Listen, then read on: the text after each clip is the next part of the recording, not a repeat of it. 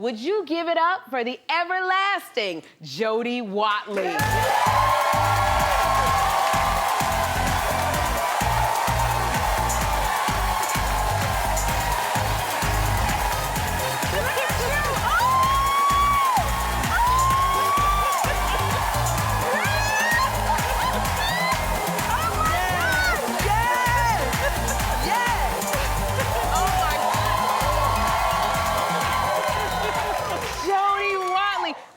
I'm so excited that you're coming. I am wearing my big hoop earrings in your honor. I noticed that, Oh, yes. my goodness. Because I gotta tell you, looking at you, just growing up with you, I remember you blending the music and the fashion, which, like, when I would wait for you to come out or look at your album covers, it was just like you were so a fashion queen. And that wasn't the norm at the time when you were out. Right. I wanted to represent that black girls could be edgy and fashion forward and yes. mix it up, and you could wear jeans with Chanel or a $10 thrift store dress and yes. be fabulous. I'm telling you, like, you didn't let the fashion make you. You made the fashion. Oh yes. Thank you. Now, when you were out here, did like any of the magazines come for you to do? They wanted to feature you on magazines. Anything like that happen? Oh yeah. At the time, my first layout for Harper's Bazaar and then also Vogue, and it wasn't. I think people are used to it now, seeing the girls on covers. Mm-hmm. But when I first did Harper's Bazaar and Vogue, I flew myself to New York because the label... The record label did not? No, they were like, well, what does fashion have to do with selling records? Oh, my gosh, really? And so, I bought my ticket, and I'm like, look, I'm going to be photographed by Scavullo, who has photographed, he's one of the greatest. Yes. And so, when other people don't get it, you have to get it. Yes. And then always invest in yourself. You're so beautiful. No, you are beautiful. Look at you. I am like this. I'm so excited to meet you in person, and somebody who's gonna be so upset is Kim Whitley, because she loves you as much as I do. And I don't know if you received, we did a happy birthday video to you. Did you get our happy birthday video? I did, and I was gonna ask you, so you changed the lyric though. It was looking for a rich love? I said we was looking for a rich love, yeah. But I got the video because I didn't know if you had gotten it, so I had the video. I wanted to show it. I want to see it. Okay, we're going to show the video we made for Jody Watley. We love you. You are the anthem of my life, girl. Yes. Yes, that was wrong. I'm sorry. Yes. I'm always looking for new love. Yes, yes, yes. You are always looking for new love. That's why you 2 divorces in. I know. Enjoy. Can you make another song, Jody? Right. I'm looking for a rich love, baby. Oh, that was real gold diggish of me. Yeah, it was. Sorry. We both love you so doggone much. So we happy that you got it. I love you both too. And I loved it. Thank you. Thank you. Now I wanna, you're welcome. We're gonna do another one for you. It's gonna even be better, girl. Okay. So your 1989 song, Friends. Y'all remember Friends? Oh my gosh. It was with Rakim, and it was the first song to feature a rapper on it. Now, I did not know that the label did not want Rakim. They wanted somebody else. They wanted Will Smith because Will was more pop, and Rakim, the God MC, like total hip hop, not mainstream, but he's the only one that I could hear his voice with this song. Friends are hard to find. It's about betrayal and backstabbing, and so luckily he was into it, and it wasn't the first, but it's the first to cross over on the 3 charts, top 10. Yes, so, it did on 3 charts.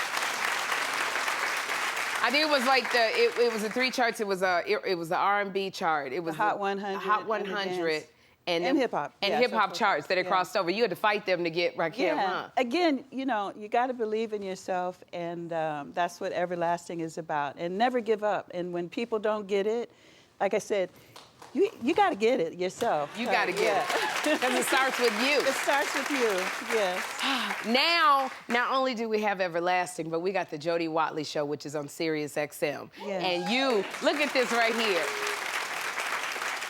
This is what's so cool about your show because you get to interview like just all of the musical icons, and you just interviewed TLC. How was that?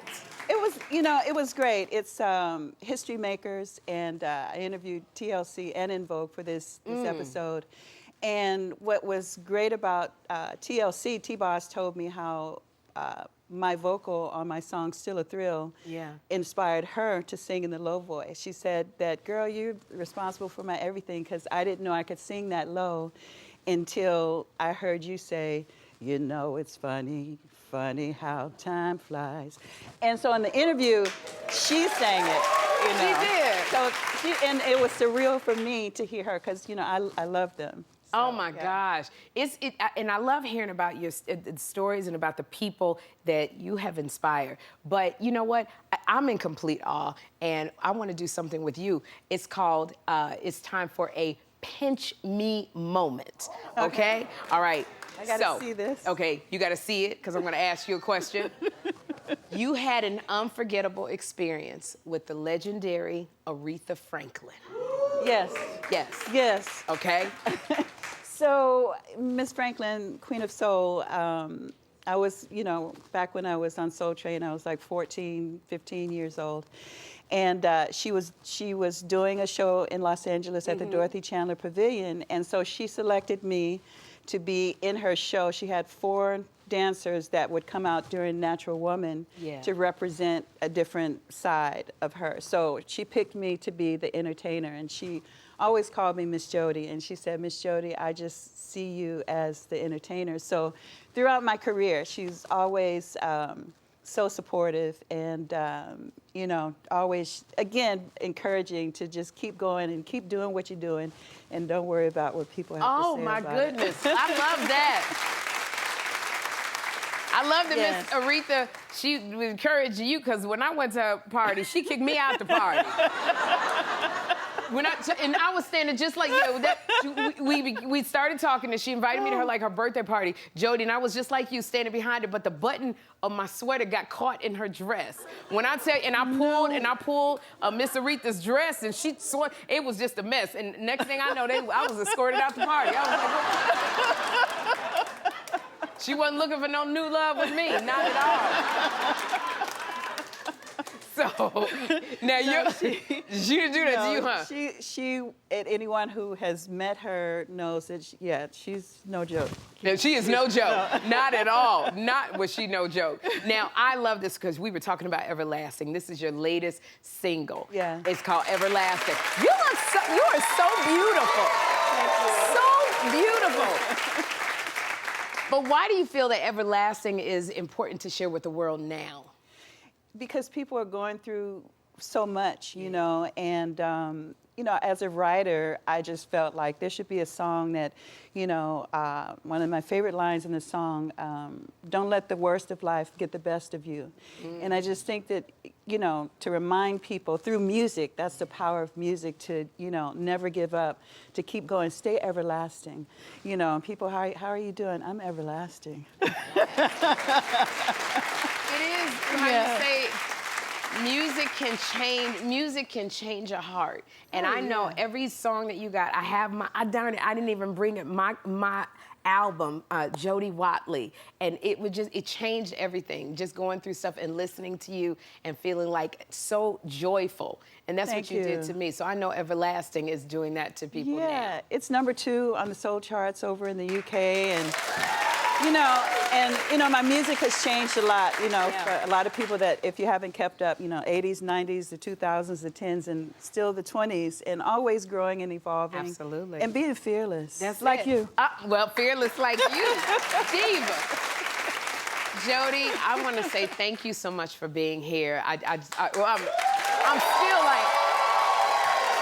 Y'all, be sure to stream and download Everlasting and listen to the Jody Watley Show on SiriusXM. We're gonna have a good time. We're gonna have a good time.